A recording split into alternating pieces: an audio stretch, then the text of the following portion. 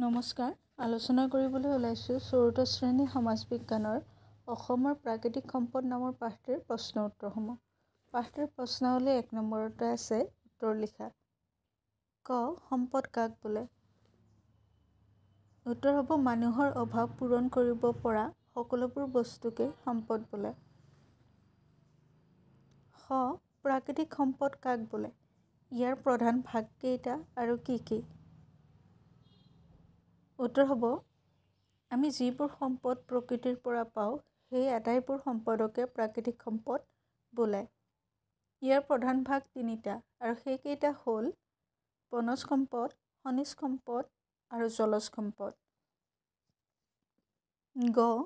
ঔষধি উদ্ভিদ কাক বোলে? উদাহৰণ দিয়া। উত্তৰ হ'ব যিবোৰ উদ্ভিদৰ ৰোগ নিৰাময় কৰাৰ গুণ থাকে সেইবোৰ উদ্ভিদকে ঔষধি উদ্ভিদ বোলে। উদাহৰণস্বৰূপে তুলসী, বাহক, মহানিম, আমলখি, শিলিখা, মানিমুনি, ভেদাইলতা, নৰসিংহ আদি। ঘ. বনাঞ্চল ধ্বংস হোৱাৰ তিনিটা কাৰণ লিখা। উত্তৰ হ'ব বনাঞ্চল ধ্বংস হোৱাৰ তিনিটা কাৰণ তলত আগবঢ়োৱা হ'ল।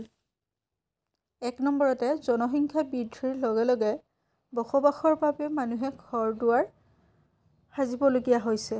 ফলত ঘৰ-দুৱাৰ সাজিবলৈ মানুহে হাবি-বননি ধ্বংস কৰা দেখা গৈছে। 2 নম্বৰতে মানুহে থকা ঠাইৰ অভাৱত পাহাৰতো ঘৰ সাজিবলগীয়া হৈছে, যাৰ বাবে হাবি-বননি ধ্বংস হৈছে। 3 নম্বৰ চোৰাং চিকাৰী আৰু চোৰাংকাৰীসকলে নিজ স্বাৰ্থ সিদ্ধিৰ বাবে বনজ সম্পদৰ ওপৰত অবাধ লুণ্ঠন চলাই আছে। তাৰপিছত নেক্সট প্ৰশ্ন। অসমত পোৱা খনিজ সম্পদবোৰ কি কি? উত্তৰ হ'ব অসমত পোৱা খনিজ সম্পদবোৰ হ'ল খাৰুৱা তেল, কয়লা, প্ৰাকৃতিক গেছ আৰু চূণশিল। প্ৰথম চ. এছিয়া মহাদেশৰ প্ৰথমটো তেল শোধনাগাৰ ক'ত কেতিয়া স্থাপন হৈছিল? উত্তৰ হ'ব এছিয়া মহাদেশৰ প্ৰথমটো তেল শোধনাগাৰ 1901 চনত ডিগবৈত স্থাপন হৈছিল। দ্বিতীয় চ. অসমক কিয় পনীয়া সোণৰ ৰাজ্য বোলা হয়? উত্তৰ হ'ব খাৰুৱা তেল বহুমূলীয়া খনিজ সম্পদ। সেইবাবে খাৰুৱা তেলক সোণৰ লগত তুলনা কৰা হয়। আমাৰ ৰাজ্য অসমে প্ৰচুৰ পৰিমাণৰ খাৰুৱা তেল উৎপাদন কৰে বাবে অসমক পনীয়া সোণৰ ৰাজ্য বুলিও কোৱা হয়। জ. কোনবিধ সম্পদক ক'লা হীৰা বুলি জনা যায়? উত্তৰ হ'ব কয়লাক ক'লা হীৰা বুলি জনা যায়। চ. কৃষিজ সম্পদ কাক বোলে? উদাহৰণ লিখা।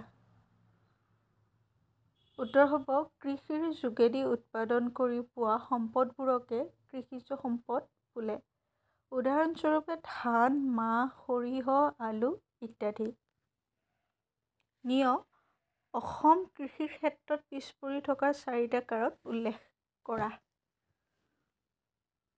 উত্তৰ হ'ব অসম কৃষিৰ ক্ষেত্ৰত পিছ পৰি থকাৰ 4টা কাৰণ ক্ৰমে 1 নম্বৰতে হ'ব পুৰণিকলীয়া কৃষি ব্যৱস্থা। 2 নম্বৰ আসোঁৱাহপূৰ্ণ ভূমি ব্যৱস্থা। 3 নম্বৰ চৰকাৰী ঋণৰ অভাৱ। 4 নম্বৰ বৈজ্ঞানিক চিন্তা চৰ্চাৰ অভাৱ। তাৰপিছত আছে 2 নম্বৰ চমু টোকা লিখা। ক. বনজ সম্পদ, খ. খনিজ সম্পদ, গ. জলজ সম্পদ। এতিয়া প্ৰথমটো হৈছে ক. বনজ সম্পদ। আমি ব্যৱহাৰ কৰা যিবোৰ সম্পদ বনত জন্মে বা আমাক লগা যিবোৰ সম্পদ বনৰ পৰা পাওঁ সেইবোৰ সম্পদকে বনজ সম্পদ বোলে। বনজ সম্পদ বুলি ক'লে বিভিন্ন ধৰণৰ গছ-গছনি, জীৱ-জন্তু, চৰাই চিৰিকটি আদি সকলোকে বুজা যায়। অসম বনজ সম্পদত চহকী ৰাজ্য।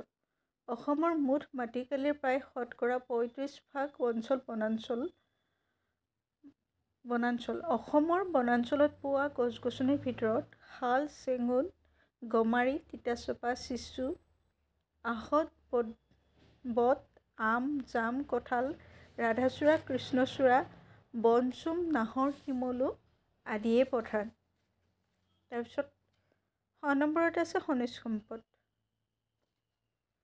খনি মানে গাঁত। পৃথিৱীৰ ভূগৰ্ভত থকা কিছুমান খনি বা গাঁত নানা ধৰণৰ সম্পদেৰে পৰিপূৰ্ণ হৈ আছে। পৃথিৱীৰ ভূগৰ্ভত থকা খনিবোৰৰ পৰা আহৰণ কৰা সম্পদবোৰকে খনিজ সম্পদ বোলে। অসমত পোৱা খনিজ সম্পদবোৰ হ'ল খাৰুৱা তেল, কয়লা, প্ৰাকৃতিক গেছ আৰু চূণশিল।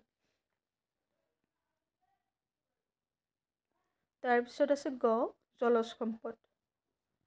প্ৰকৃতিৰ এক নিৰ্মল সৃষ্টি পানী। পানীয়ে জীৱনৰ প্ৰাণ। পানীৰ পৰা আমি যিবোৰ সম্পদ পাওঁ সেই সম্পদবোৰকে জলজ সম্পদ বোলে। জলজ সম্পদৰ ভিতৰত বিভিন্ন ধৰণৰ মাছ, কাছ, নানা ধৰণৰ উদ্ভিদ আদি প্ৰধান। ধন্যবাদ।